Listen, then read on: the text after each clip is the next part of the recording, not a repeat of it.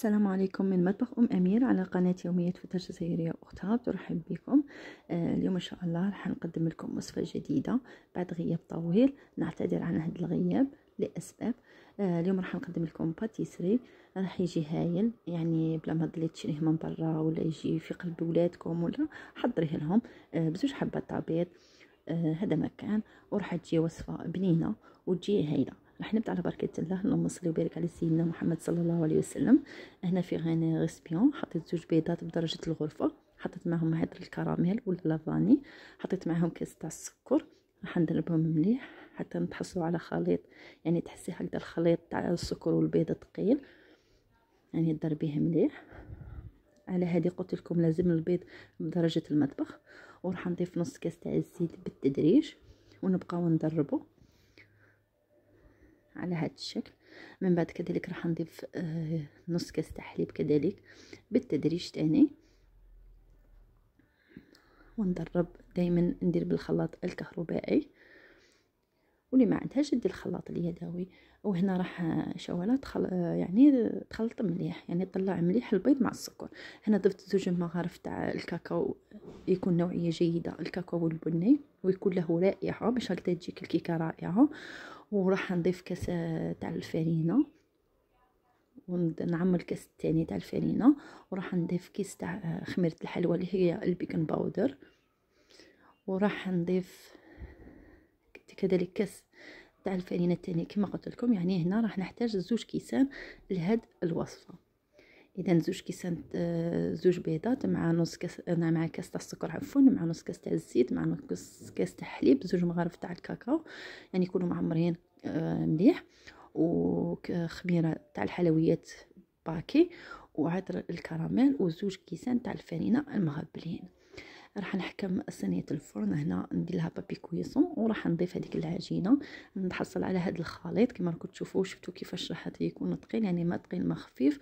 يعني هنا وكل وحده والفرينه تاعها. انا استعملت فرينه مامون تي 45، جاتني مليحه، يعني صوالح يجوا هايلين. وهذه اول مره نستعملها، جاتني غايه. يعني انا كنت نخدم انا غير بسفينه، لكن كي شفت هذه رائعه. ندخلها طيب من تحت ومن بعد نشعل عليها من الفوق يعني تحمر قد ما تشوف. حرزين انه تعرفوا العجينه تاع الكاكاو في ساعه تنحرق. من بعد نسقيها بالسيرو اللي كنت حضرتها بكاس تاع سكر مع زوج مع كاس ونص عفوا تاع الماء، ونخليهم يطيبوا مع نصف قشره تاع الليمون. وهنا بعد ما سقيتها او كامل راح نقطعها على شكل دوائر ولا الشكل اللي تحبين نتيا، كاري ولا مستطيل ولا مثلث، يعني كيفاش تحبين نتيا. الباتيسري تاعك راح يكون الشكل تاعها. نقطعها هكا دوائر، نكملها كامل. وهذوك الجوانب اللي يبقوا لنا راح نفتوهم، لانه هذا من بعد راح نحتاجوه، يعني تا حاجه ما راح تنقص. اذا كما قلت لكم راح نديرها في هذا الغنسبيون ونفتتها مليح ونخليها بشي. هنا يا حبيبتي بعد ما كملت صوالحي وجدتهم رحت ما قدرتش نقعد في الكوزينه، رحت جمعت فلاشومبر، شعلت لاتيلي وبديت نتفرج. درت يعني بغيت نخدم هكذا، بغيت يعني نخدمها بالعقل، وهكذا نجمع مع خواتاتي ونحس بلي راني نهضر معاكم وكامل. راح نحكم الحبات التاوعي هادو الدوائر كما قلت لكم، يعني العجينه اللي كنا قطعناها. درت هذيك بودره الشونتي اللي كنت طلعت كاس ما بارد تاع الشونتي مع كاس بودره الشونتي طلعتهم مليح. ضفت لهم زوج مغارف تاع شوكولا طالع، يعني شوكولا طاختيني.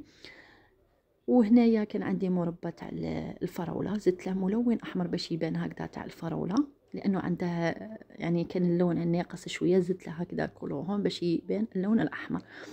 وضفت هذيك كما شفتوا، درت هذيك الطبقه، ضفت لها بودره يعني كريم شونتي كما كنتوا تشوفوا اللي كنت طلعتها. ودرت الثقبه في الوسط، ضفت هذاك المربى وزينتها بهذاك الفوتات. شوفوا كيفاش يجي الشكل تاعها، راح يجي هايل. وما نحكي لكمش على البنه، يعني جربوها وراح تحكموا نتوما بانفسكم. راح تجي هايله هايله هايله، صدقوني ما تقدروش تستغنيو عليها، ما تقدروش تحبسوا في الماكله تاعها. راح تجي بنينه وخفيفه، راح تجي هايله. واذا حبيتي تشربيها اكثر عاودي شربيها مره ثانيه وبدي تزيني فيها. راح نكمل كامل الكميه تاعي وراح تشوفوها في صحن التقديم ان شاء الله.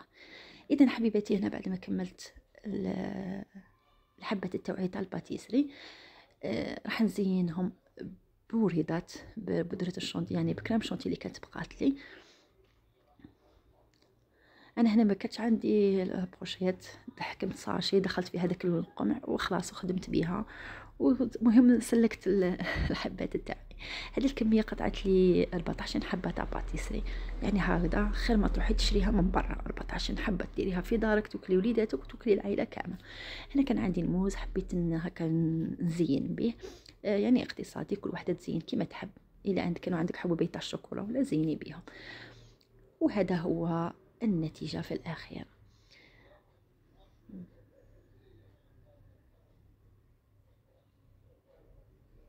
هذا هو، نكمل كامل حبة التوعية إن شاء الله ونشوفهم في الصورة التالية. هذه هي. وهنا حبيبتي كي تحبي تقدميهم ديريهم في أكياس ورقية وقدميهم للعائلة تاعك ووليداتك. كما قلت لكم تقدري ديريها مشروع ولا ديريها لوليداتك قوتي. وهذه هي وصفتنا نهار اليوم. راح تجي هايله وبنينه. ما تنسونيش باللايك والاشتراك في القناه وتفعلوا بالجرس حبيباتي.